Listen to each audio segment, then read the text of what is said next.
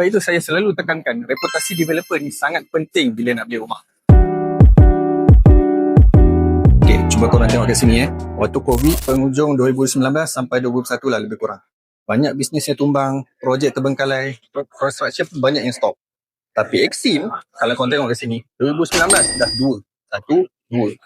2020 pula. 1, 2, 3, 4, 5, 6. 6 projek Exim tersiap pada tahun 2020. Kalau 2021 pula. 1, 2, 3, 4, 5.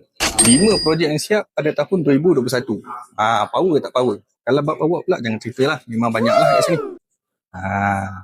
Korang kalau nak tengok detail boleh datang ke showroom. So dekat sini maksudnya kewangan developer Exim ni memang strong. Pengurusan yang solid. Risiko projek nak terbengkalai tu jauh lebih rendah. Yang menariknya, projek Exim ni bukan sahaja fokus kat KL saja tau. So dekat JB sahaja dah ada 2. Asterias dan juga Causeway. Ada 2 projek kat JB sekarang ni. Dan the latest news yang kami dapat sekarang ni, akan ada lagi projek Exim yang bakal launch pada tahun ini. So kalau korang jenis buyer yang pentingkan keselamatan, kestabilan dan future value, stay tune, jangan ketinggalan.